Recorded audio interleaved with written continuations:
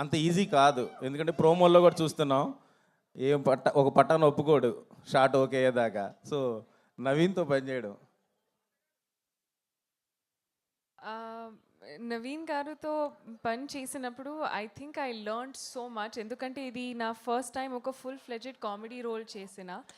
And అంటే నేను కొంచెం నర్వస్గా ఉన్నాను, ఎందుకంటే ఫస్ట్ టైం ఈ జానర్లో ఫుల్లీ నేను కూడా డైవ్ చేస్తున్నాను. ఎందుకంటే ఇందాక సంక్రాంతికి వస్తున్నాంలో it was not a complete comedy role, కానీ part of a comedy script. కానీ ఈ సినిమాలో it is a comic role లాగా and a comedy script. So కొంచెం అండ్ అంటే they say no making people cry is easy, కానీ making people laugh is the toughest. And I think there is so much that I've learn. ప్రతిరోజు ప్రతి సీన్లో I have learn so much. And I think all thanks to Naveen. ఎందుకంటే every time I would come, I would ask him, is this too much? Is this too low? How should I take it? And he would guide me correctly. So I think he's been a very supportive co-actor. And ante indaka kuda cheppanu, too much fun on set. Ante navtune untanu akkada scenes kuda. So a really great experience and so much to learn from him. Definitely the thing that stands out with him is that he is always wanting to better it, irrespective of how much time it takes. And that is something that is truly beautiful.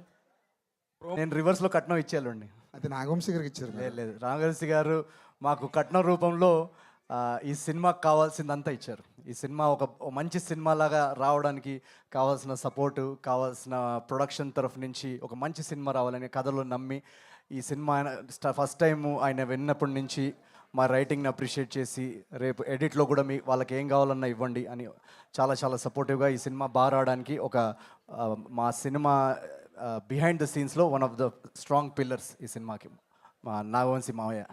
For example జనవరి 14th మీ సినిమా వస్తుంది. ఒకవేళ మీ సినిమా రాకుండా, for example వద్దండి ఇలాంటి ఒకవేళ చిరంజీవి గారి సినిమా, ప్రభాస్ గారి సినిమా ఇలాంటివి అడిగినప్పుడు ఇలా గంట పెట్టారు. శర్వానంద్ ఇలా ఎప్పుడైనా మీరు ఏదైనా ఆన్సర్ చెప్పడానికి కొంచెం ఇబ్బందిగా పడితే మేము ఈ గంట మోగిస్తూ ఉంటాం. అవునా? ఒక స్టెప్ కూడా వేయించండి. స్టెప్ కూడా ఇస్తాం. ఇప్పుడు గంట మోగింది కాబట్టి మీరు స్టెప్ వేయాలి. సంక్రాంతికి మిగిలిన 4 సినిమాల్లో ఏ సినిమాకి వెళ్తారు? మిగిలిన 4 సినిమాల్లో మీరు ఏ సినిమా చూస్తారు ఫస్ట్? ఒకే రోజు వస్తే అన్ని సినిమాలు చూస్తాను. ఒకే రోజు వస్తే అన్ని సినిమాలు చూస్తానండి. నేను సినిమా ఒక రోజు 6 సినిమాలు చూసిన హిస్టరీ కూడా ఉంది నాకు. సో అలా ఏం లేదు. ఈ సంక్రాంతికి అదే అంటున్నా కదా, యాక్చువల్గా ఆడియన్స్కి చాలా కష్టం, ఎందుకంటే మంచి సినిమాలు చాలా ఉన్నాయి. సో అన్ని సినిమాలు గ్యాప్తో వస్తున్నాయి కాబట్టి ఇప్పుడు చిరంజీవి గారిది ఐ థింక్ 12th ఎప్పుడు వస్తుంది. సో నేనైతే ఫస్ట్ ప్రభాస్ గారి సినిమా చూసి అటు నుంచి చిరంజీవి గారి సినిమాకి వెళ్ళి అటు నుంచి నా సినిమాకి వెళ్తాను. సో బ్లాక్లో టికెట్లు కొని సినిమాలు చూసిన రోజులు ఉన్నాయి కదా. అవును. మీరు బ్లాక్లో ఎక్కువ డబ్బులు పెట్టి సినిమా చూస్తుంది ఏ సినిమా చూసారు? నేను ఐ థింక్ బాహుబలి అనుకుంటా. యా, అప్పుడు కూడా బ్లాక్లో కొన్నారు మీరు టికెట్? ఫస్ట్ డే దొరకలేదు అప్పుడు నాకు. సో ఐ థింక్ అదే బాహుబలి నాకు. మీనాక్షి గారు పోస్టర్ నుంచి టీజర్ వరకు మొత్తం వెడ్డింగ్ వైబ్ కనిపిస్తుంది కదా. మీరు ఎంజాయ్ చేసిన వెడ్డింగ్ మూమెంట్ ఏంటండి మీ లైఫ్లో? మీ చుట్టాలు కానీ మీ ఫ్రెండ్స్ కానీ? అంటే ఇప్పుడు నిజంగా నాకు ఎక్సైట్మెంట్ ఇది అయిపోయింది, ఎందుకంటే ఎన్నిసార్లు నా పెళ్ళి అయిపోయింది ఆన్ స్క్రీన్. సో ఇప్పుడు నాకు పెళ్ళికి ఎక్సైట్మెంట్ లేదు. కానీ అది పక్కన పెడితే ఇన్ జనరల్ నాకు అది గెట్టింగ్ రెడీ నాకు చాలా ఇష్టం, ఈ ఫుల్ ఫన్ వైబ్లో అది.